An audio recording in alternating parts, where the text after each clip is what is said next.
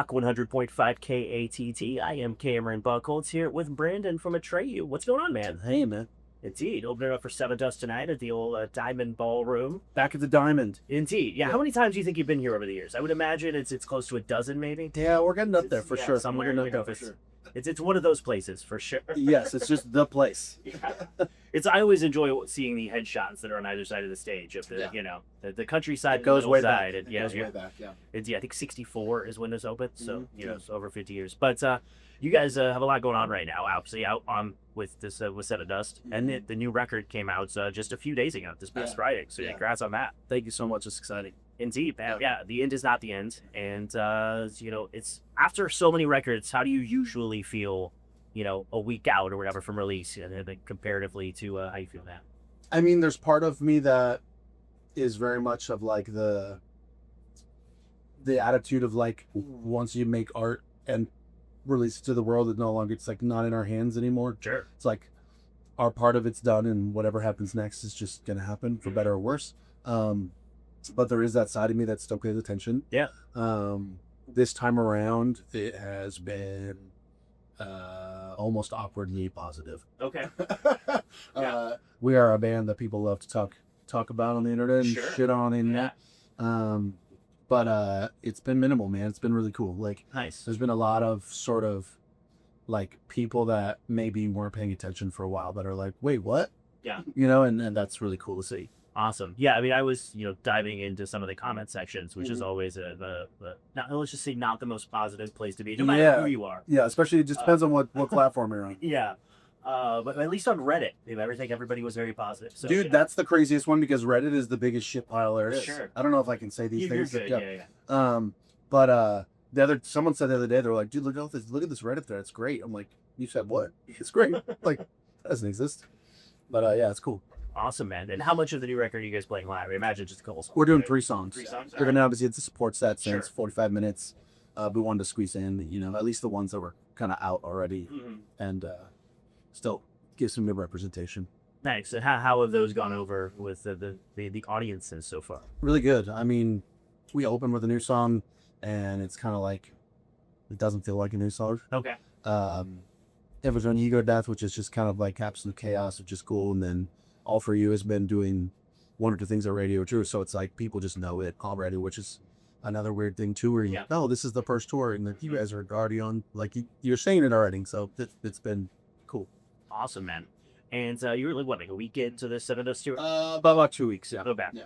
And it's kind of an interesting tour, because if you were to go back, say 20 years or whatever, ATREYU and Seven Dust would not tour together. What's funny is we've had the same booking agent for years, and it's come up a couple of times. And for one reason or another, sort of like just never worked out. And I feel like now more than ever, it makes kind of sense because they're a little bit older than we are. The crowd is a little bit older than our usual crowd. So it's like, it's cool because we have a lot of mutual fans, but there's a lot of that sort of like older demographic that might not usually sort of mix in that is there now. And it's working out great. And I've noticed this, I mentioned this on stage, it's like our shows and our own shows and Seven Dust shows alike, it's like you really see every age group. There's like 6-year-olds to like 70-year-olds. It's scary. So it's been really cool. I mean, just pulling up here, there's already a line on the front door. I was like, "God, should these kids be in school? What does can't go to school and you got a bucket rock, right?" It's and I'm sure they're gonna be staying out too late on a Wednesday night. As they should. Good parents let their kids do that. Indeed, man. But in Seven Dust, those dudes are just some of the best dudes in the world. So some of the nicest humans on earth. Indeed. And now, over the years, I imagine that you've toured with some not so nice people. So it probably feels really good when you get to tour with someone that's so nice. It's always cool, man. It's cool when, you hope that even with bands that have maybe like a shtick or a mystery element to the band or a theatrical element, you hope that at their core they're just like humans or act like humans. Sure. It's not always the case. Right. Seven Dust is very human. This whole tour is just a bunch of bros hanging out. It's nice. A lot of fun.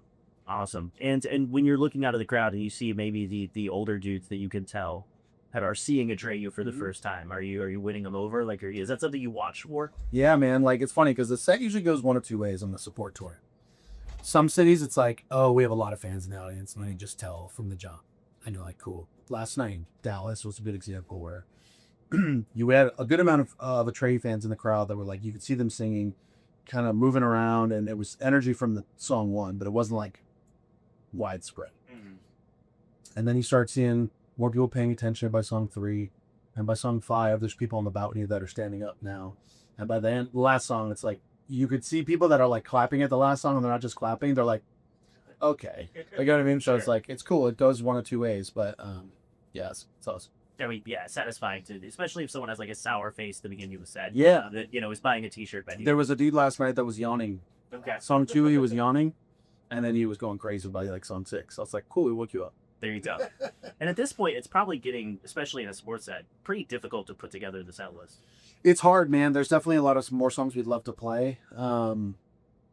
Luckily with, DSP analytics, it's like we can look at our Spotify and go, here's our top 20 most popular songs that people are listening to today. Yeah. So it's pretty cut and dry, but at the same time, it's just like, this set to us is sort of like a good chunk of new songs, a good chunk of the hits. Like, it's dynamic still. Try to make it still feel like a headline show. But it's just like, you don't get to dig into sort of like the next tier of deeper cuts and kind of fit. I assume probably nothing from the first record. Their usual was dead or is it? Yeah. Well, that's sort of put up. It's, it's 25 years next year. And most of those, it's funny because like, I feel like most of the people that listened to our first album don't even come to our shows anymore. Really? Like, they stopped years ago. Okay. I'm right here. Yeah, I appreciate that. I mean, they do exist, but it's not the vast majority. I have a distinct memory of buying that CD at Best Buy and having my dad give it like a second look because it had suicide in the title. So, Yeah. like, I don't know about still, that. yeah, exactly. It was just a second look. Yeah, exactly. Yeah, but no, it's cool. I mean,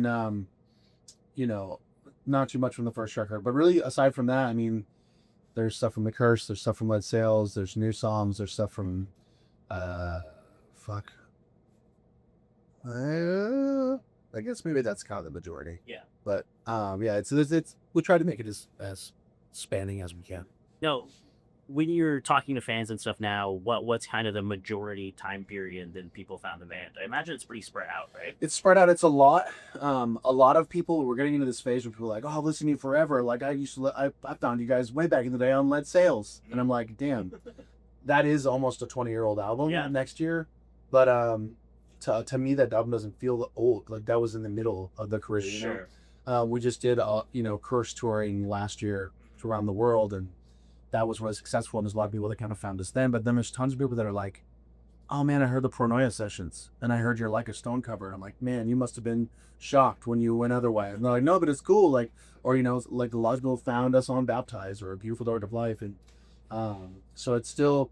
I always say it's funny. There's a thing where everyone's like, are you ever worried that you're going to alienate old fans with your music? And it's like, no. One, because you can't think of that when you're making art or music, but also like, there's so many more people that have never heard the band Atreyu than there are that have. Yeah. So I'm more concerned with those people that are hearing you and potentially liking you than someone that already, you know what I mean? It's like, but yeah. It's cool. Yeah, I mean, you can. Like we were talking about earlier, the negative comments are going to come almost no matter what. You can't please people because the reality is people don't know what they want. Sure. You can give people exactly what they asked for and they'll still find a problem with it. Yeah. Danny. And, you mentioned touring on The Curse last year, so you guys re-recorded The Curse, which is a thing that, internet doesn't even get mad at. They act like you took away the original version. Yeah, they asked if we took it off the internet. Right. But it's funny because, like, we talked to a lot of people, and there was motivating factors in doing that.